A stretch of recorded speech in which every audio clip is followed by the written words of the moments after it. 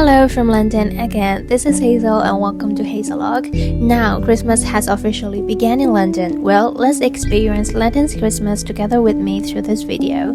First, we're going to the Ever After garden. Entry is free, but you can plant a flower for £10. It's optional and the donations go to the cancer charity, so it feels meaningful and rewarding. I always make it a point to visit at least one Christmas market during the season. This time, I'm heading to the South Bank Centre for winter market. The beauty of the Thames River, the lights along the riverside and the best-selling stalls all come together to create one of the London's most beautiful Christmas scenes. For me, visiting Christmas markets isn't about shopping, but more about observing and enjoying the lively atmosphere. Of course, if you want to buy something, go ahead, it's just a bit pricey. Christmas is actually one of my favorite times of the year. I've been living in London for over 2 years now, and as an expat, experiencing Christmas here feels both unique and culturally enriching. I love watching people in the markets and those who come to enjoy the festive season. I feel like I'm celebrating with them. Being away from home, spending time like this during the holidays make me feel less lonely. Sure, I miss home and my country's traditions during Christmas, but London has a way of making me feel included, whether it's through multicultural parties or even a simple smile from a neighbor. Living in London is exciting, but it's also challenging. The city is fast-paced and winter days are so short, but during Christmas, I feel like there is a warmth in the air that makes everything feel special.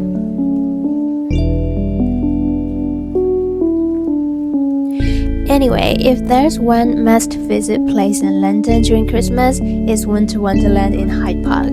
The entry fee is £750 during peak hours and £5 during off-peak. I prefer peak hours because I enjoy the crowds. If you spend over £25 on games, rides, or food, you don't have to pay for the entry fee, and that's exactly what I did.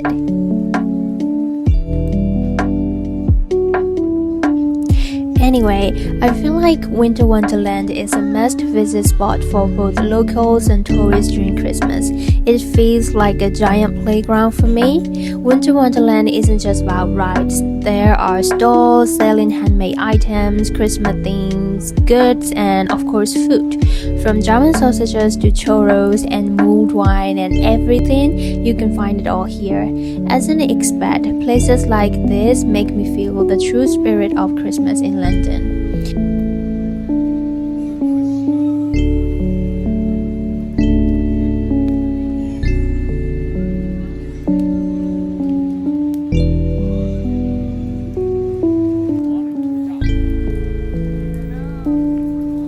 Alright, the first place to go is the Magic Ice Kingdom. The entry fee was about £13. Inside there are so many ice sculptures, but it's not just about looking at ice art. There's a storyline that makes it engaging. This time the story was about the Ice Witch and the Dark Sorcerer, where the witch fights the sorcerer to restore peace to the kingdom. I really love that the witch is the protagonist here. I mean, often the word witch is used negatively, be like, oh, you are a witch. But in this story, she's just a powerful magician, balancing life in winter. And the spirits of the Ice Kingdom were also mentioned as the Northern Lights. It's really cute and interesting. I think it is inspired by the Norse mythology. If you are really interested in this, I would highly recommend to look up in Google. It's like a bedtime story, but it's so captivating. The entire story is portrayed through ice sculptures, which I think is really absolutely amazing.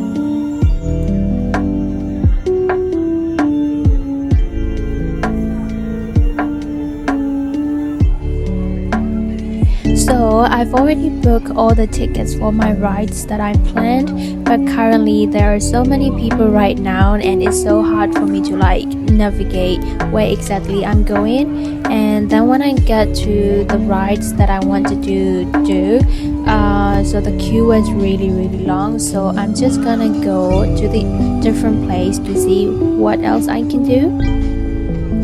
And yes, this is the ride I chose this time. It's merry-go-round. When I was a child, I didn't get to ride it much as a child.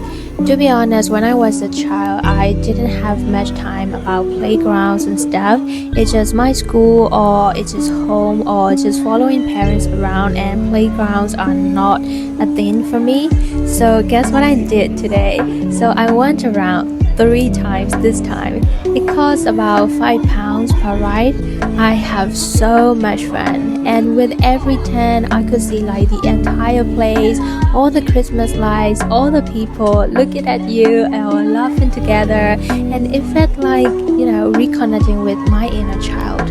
All the laughter, and you know what, the kids were like looking at me or looking at us riding the merry-go-round, and they were like, oh, I want to ride it too. That was so funny to me, and it was so cute. And the music around me, I feel like, the entire process or the entire experience made me forget everything else and just to enjoy the moment. That was so nice.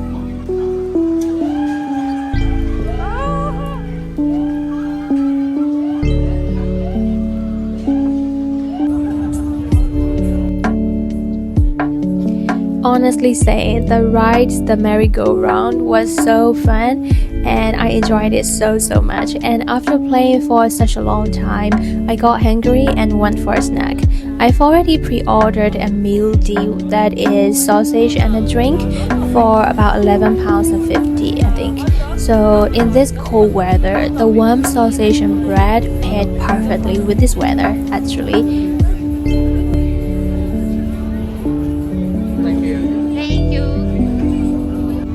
I love jalapenos so much, and when I told them that I really love jalapenos, they were like, oh, I'm gonna give you extra, and look at this extra toppings, and this makes me so happy. Honestly saying, the cold weather always makes me hungrier. To be honest, it's not an excuse actually to eat more, but it is true. So I also have a tornado potato, though I don't really remember the price since Adam bought it for me. Adam's my husband, so he should buy it for me, right?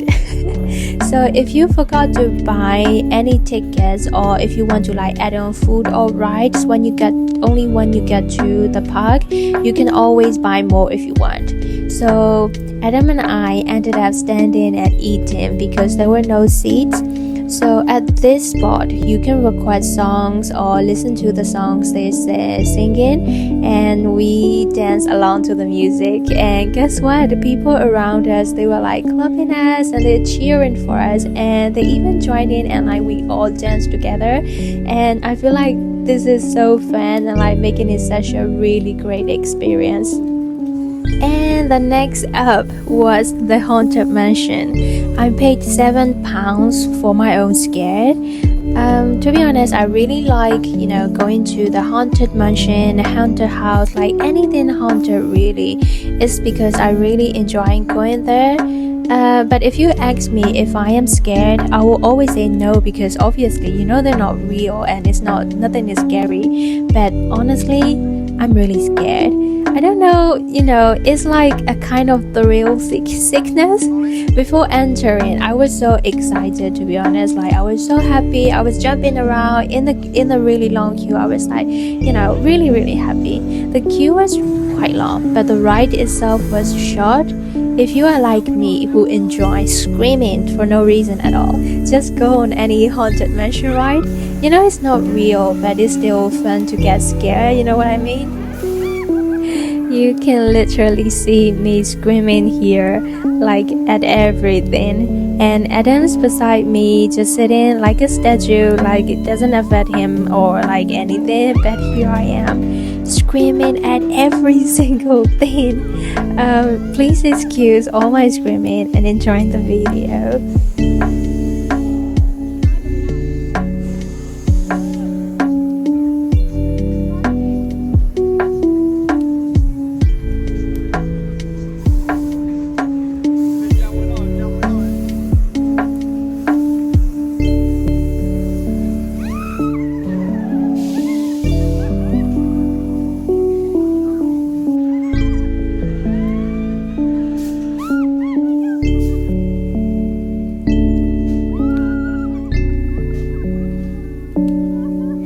After all the thrill, all the scary things, and all the screamings, we went to the Canadian Monty. It cost about £6 per person. It's a fan house designed like a police station. Inside there are so many optical illusions like moving floors and air jets. After the haunted mansion, this was a lighter and like more fun experience. There is no time limit, so you can go at your own pace. But since it's a multi-story house, you can see like the entire park from above. Not the entire park, like everything from above, which is really like amazing. And I would say it's also like a great spot for photos because there is no time limit. You can just like go back and forth anytime. So it's a really nice place after the thrill.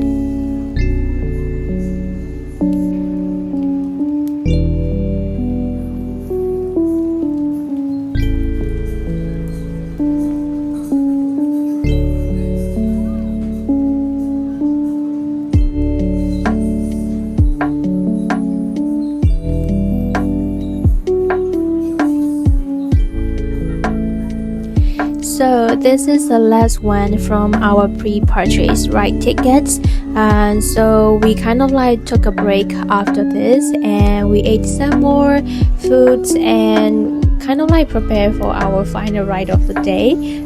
Since we've already used up all our pre-purchase ride tickets, we needed to decide like what we want to do next, or do we want to like ride another one, or do we just want to like wander around. But I'm like more into thrilling rides than games like shooting or claw machines. And we finally decided on the astronaut star flyer, which costs around £8 per person. It goes up to about 80 meters high, which is really high, and then it spins around and then comes back down. Since it spins all the way around, you get to see like the entire Christmas night view from the above, which is so breathtaking. We were there for the peak hours, so there were so many people and the queue was really long, and obviously this wasn't in our plan, so we didn't like buy the ticket beforehand. You can buy like first track tickets, but obviously we had to queue for like about an hour. But I think even though you can buy first track tickets in advance, queuing is also part of the fun.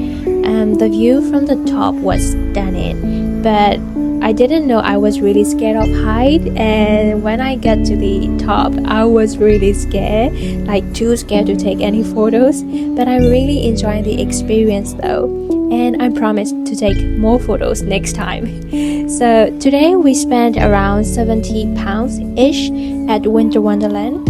Is it expensive? Not really. I think the joy I felt was worth it. And I believe that during times like this, especially when you're away from home, like instead of staying at home alone and like feeling bored, it's better to go out and do something that makes you happy. Thank you for joining me on this little London Christmas adventure. See you in the next video. Bye!